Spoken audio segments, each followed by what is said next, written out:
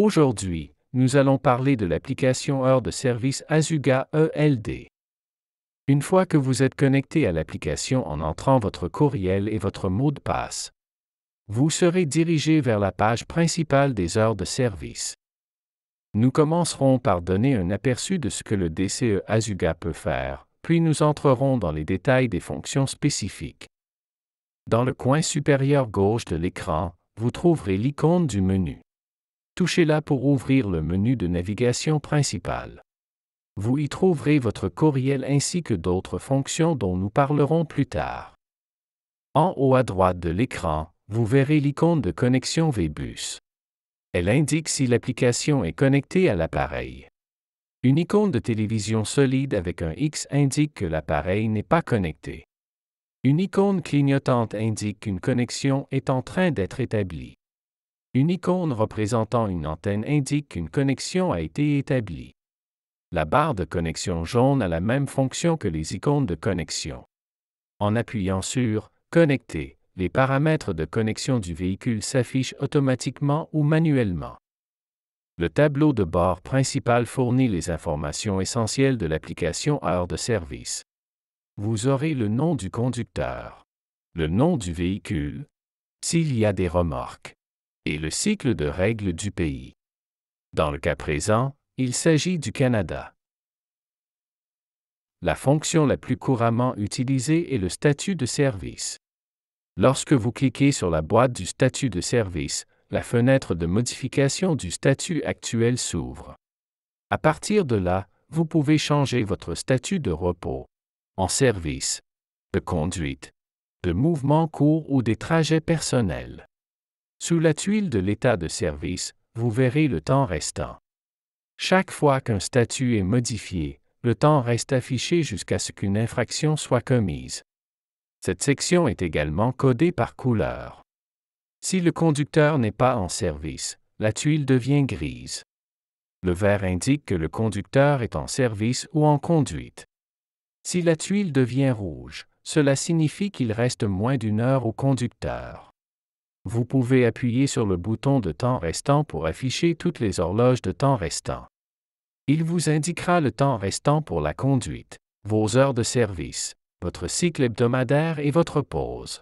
Si vous appuyez sur le bouton « Travail cycle », vous verrez également les horloges de temps restant. Le bouton « Démarrer pause » démarre votre pause. Vous pouvez choisir la durée de votre pause et programmer une alarme. Le menu déroulant vous permet de choisir un temps de pause de 10 minutes à 72 heures ainsi que 2 à 10 heures de couchette. Le bouton « Pause » affiche le temps restant de votre choix. La tuile RDS vous amène à l'écran des rapports d'inspection du conducteur où vous pouvez remplir votre rapport d'inspection quotidien. Le bouton « Registre » vous permet de consulter les journaux du jour ou des jours précédents de votre cycle. Vous pouvez également voir si le registre d'un jour particulier du cycle a été certifié ou non. Le bouton « Options » permet au conducteur d'accéder à diverses autres tâches. Vous pourrez ainsi changer de véhicule, consulter les documents d'expédition, vous réapproprier le véhicule, gérer les coconducteurs, gagner du temps, les exceptions, le transfert de données, le couplage fractionne repos et couchette, la cargaison inspectée, puis revenir à l'écran principal. Sur l'écran principal, vous verrez également le bouton de contrôle routier. C'est ici que vous montrerez vos registres à l'agent ou que vous les lui enverrez par courriel si on vous le demande. J'entrerai dans les détails un peu plus tard. Cette option est protégée par un mot de passe, vous devrez donc entrer votre mot de passe pour revenir en arrière. Dans le menu en haut à gauche de l'écran, vous verrez les mêmes options que sur l'écran principal. Dans la section Paramètres, sous Heures de service, vous trouverez toutes les informations relatives aux conducteurs et aux transporteurs. Ces informations sont verrouillées et ne peuvent être modifiées que si le transporteur a autorisé le conducteur à le faire. Mais c'est ici qu'un conducteur peut changer son mot de passe et sa signature. Il suffit de sélectionner « Changer le mot de passe » pour en créer un nouveau. Vous devrez connaître votre mot de passe original pour continuer. Vous pouvez ajouter ou modifier votre signature numérique en cliquant simplement sur l'icône du crayon. Créez votre signature et cliquez sur « Terminer ». Maintenant que vous avez une vue d'ensemble du système, nous allons examiner certaines fonctions importantes plus en détail. Pour ajouter votre premier véhicule ou pour modifier votre véhicule, il vous suffit de toucher le bloc situé à côté du drapeau et une boîte de dialogue s'ouvrira. À partir de là, vous pouvez ajouter ou modifier votre véhicule et votre remorque. Vous pouvez également cliquer sur le bouton « Options » et choisir le bouton « Changer d'équipement ». Cela ouvrira la boîte de dialogue qui vous permettra d'ajouter ou de modifier votre équipement. Après avoir sélectionné le nouvel équipement, l'application essaiera automatiquement de se connecter. Pour interrompre ce processus, sélectionnez « Déconnecter ». Pour modifier votre statut de service, lorsque vous commencez votre quart de travail, vous devez sélectionner le statut « En service » sans conduite. C'est à ce moment-là que vous pouvez procéder à l'inspection de votre véhicule, charger votre remorque, etc. Le système passe automatiquement en mode conduite lorsque le véhicule atteint une vitesse de 8 km/h. Votre écran passe également en mode verrouillé pendant la conduite et affiche le temps restant avant une violation. Lorsque le véhicule s'est arrêté pendant plus de 10 secondes, l'écran revient à l'écran principal du conducteur. Il est important de ne pas oublier de passer au statut « En service » lorsque vous arrêtez de conduire ou au statut « Repos » à la fin de votre journée, sinon vous risquez de tomber en infraction. L'écran de changement de statut renseigne automatiquement l'emplacement et le compteur kilométrique lorsque l'appareil est connecté à l'application. Vous pouvez également écrire une note. Lorsque votre statut passe à « En service » ou à la « Conduite », leur reste affiché en vert. Pour effectuer votre ronde de sécurité, appuyez sur le bouton RDS. Vous pouvez choisir le type de rapport d'inspection et consulter les rapports précédents en cliquant sur l'historique. Les rapports en cours ou non terminés peuvent être consultés ici. En cliquant dessus, vous pouvez consulter le rapport en question. Pour commencer votre inspection, cliquez sur « Inspecter ».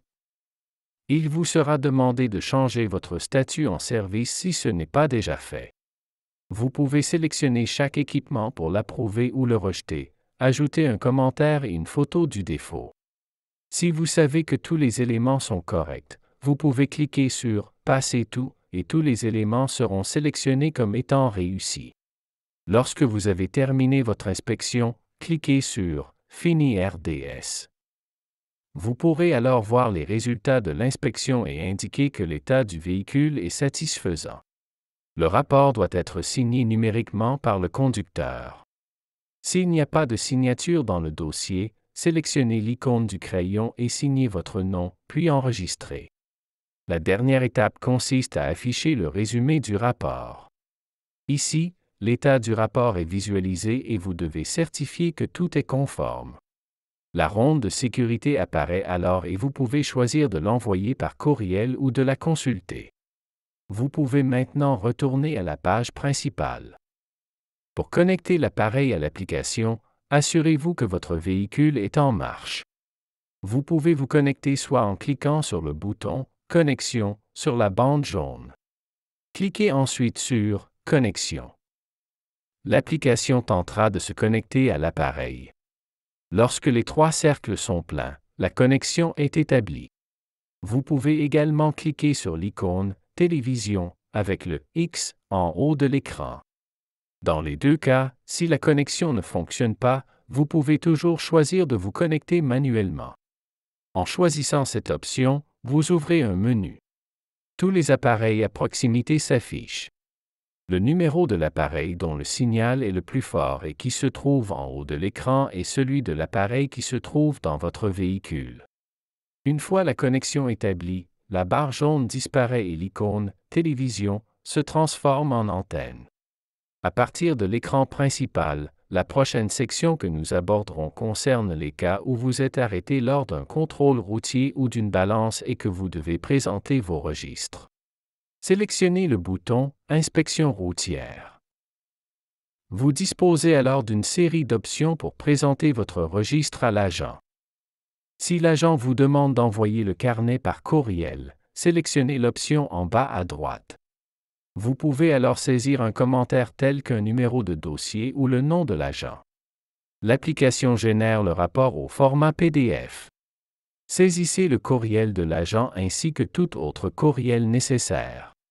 Si l'agent vous demande de voir votre journal, sélectionnez l'option « Examiner les registres du cycle en cours » en haut à gauche. Sélectionnez l'option « Démarrer ». Entrez le nom de l'agent ou le code d'enquête. Votre registre actuel s'ouvrira au format PDF et l'agent peut consulter les journaux précédents dans le cycle en cliquant sur la flèche. Une fois que vous avez terminé, cliquez 2 fois sur le bouton « Retour » pour revenir à l'écran principal. Il vous sera demandé de saisir à nouveau votre mot de passe, car cette section est protégée par un mot de passe pour des raisons de confidentialité. Si vous avez besoin d'aide, l'application Asuga dispose d'une section d'aide à l'écran. Dans le menu en haut à gauche de votre écran, cliquez sur l'option « Aide et soutien ». Vous y trouverez une explication plus détaillée de ce que vous pouvez faire dans votre application Asuga. Il est important qu'à la fin de votre quart de travail, vous veilliez à changer votre statut en « repos ». Il vous sera demandé si vous souhaitez certifier vos registres. Pause Strong. Vous pouvez, en même temps, envoyer le registre certifié par courriel à votre administrateur en cochant la case appropriée. L'étape suivante consiste à vous déconnecter de l'application. Il y a 2 façons de le faire. Vous pouvez cliquer sur l'icône de déconnexion en haut à droite. Vous pouvez également choisir de vous déconnecter à partir du menu situé en haut à gauche. Vous serez alors complètement déconnecté de l'application. Pour plus d'informations, veuillez vous référer à votre copie du Asuga DCE Guide rapide ou contacter le support Odotrack.